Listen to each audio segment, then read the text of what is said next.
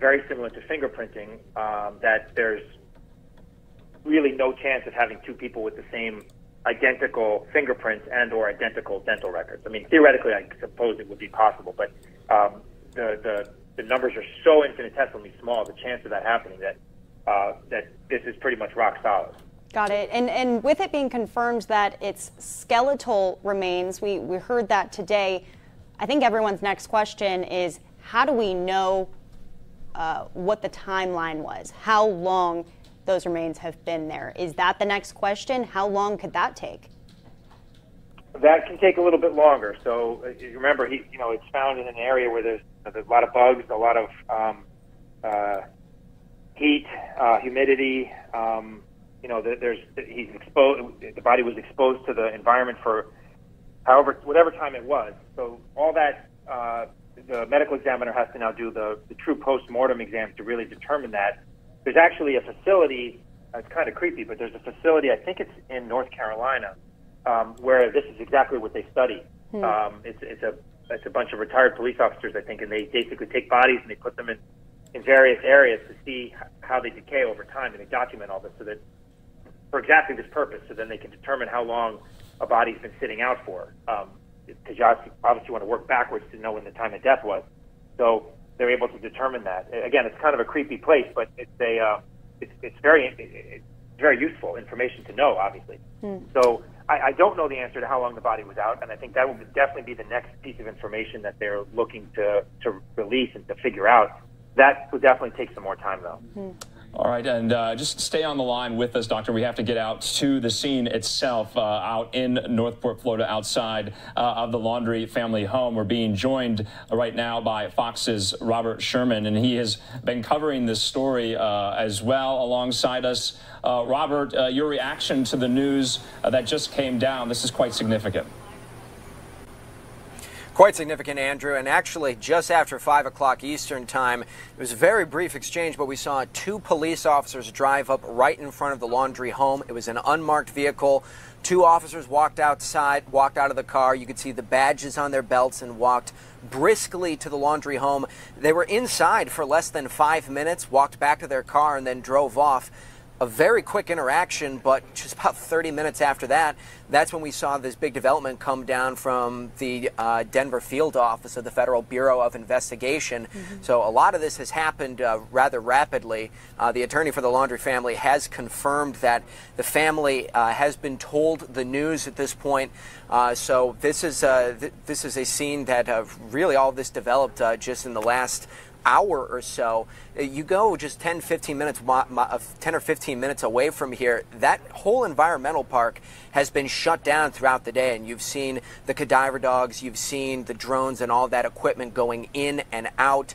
You've seen medical examiners' vehicles entering the scene and then leaving, leading to the imagination to wander, shall we say. But now there's a bit more finality with this news coming from the FBI.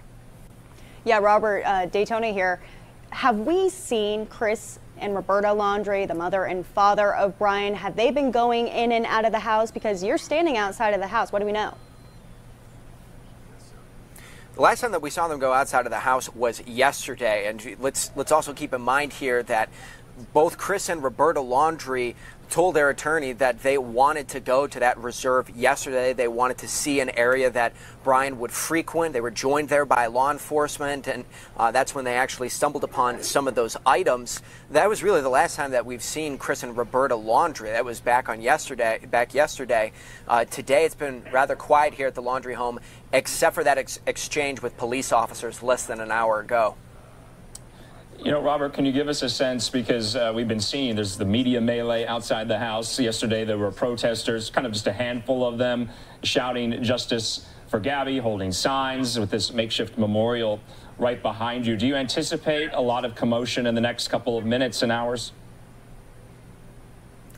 Well, we can't say for certainty what it would grow to, but I can tell you that we have seen a few more people start to show up here in the last hour with some of this news breaking. And you go right back from the beginning. This has been such a story that has garnered so much attention from around the country. And now this is one of the biggest developments in the whole story. So surely there will be a lot of attention on it. All right, Fox's Robert Sherman there live for us outside the Laundrie family home in Northport, Florida. We appreciate reporting. We'll talk to you again, no doubt. You got it. All right, Daytona, and just great insight there from on the ground as we continue to cover the breaking news that just came down in about the last 20 minutes. I want to put up the tweet from the FBI field office in Denver. They have confirmed, they say on October the 21st, 2021, today, a comparison of dental records confirmed that the human remains found at the T. Mabry Carlton Jr. Memorial Reserve and the Myakkahatchee Creek Environmental Park are those of Brian Laundrie. What we want to do right now, we still have, I believe, on the phone, Dr. Ron Elfenbein. Doctor, do you still have us? We can continue the conversation as to exactly how a determination like this was made. Yep, I'm still here. I had some other questions as well. We have been kind of going back and forth about the status and the condition of the remains. We had learned that it was, partial fragments, a skull. And so dental records, and like you mentioned, they are like fingerprints. They are different for each and every person. What happens to that evidence going forward now? Well, it's obviously the skeletal remains are in custody of the FBI. They will determine, they will finish their investigation. They'll try to figure out what the cause of death was, what the time of death was, and then eventually those records will be returned to the family to do what they wish with, bury them or dispose of them in some other way. Obviously, cremation or burying or however they want to honor their son, but that's up to the family. So they eventually will be returned to the family so they can take care of him in whatever way they see fit. Yeah, and Dr. Daytona, again here, we talked about it a little bit before we let you off the line for a sec, but what do you think the timeline on this is going to be? I know it's hard to make an assumption. You're not there, you're not seeing it, but what's pretty typical for when we possibly could see those ultimate records of cause of death and timeline of how long those remains have been there? Well, cause of death is going to be the really hard one because I can't speak to the condition of the body, so how intact it is or what physical remains are actually there. So that part's the hard part. I think that's probably going to be what's going to take them the longest. The time of death is a little bit easier, although the more decayed the body becomes, obviously the less precise that would be. So, if you have a body that's in relatively good condition, you could probably know within a few hours of when that person died. But if the body's been outside, exposed to the environment for a long period of time, you're probably looking at within a week or two that they can probably identify. So it really depends on how well preserved the body is and how what state it is. So I can't speculate on that. I would assume though that the timeline would come out first, then cause of death. But unless there's a hole in the skull which indicates a gunshot wound or something that's obvious, unless that's there, then otherwise it's going to take them some time to figure that part out.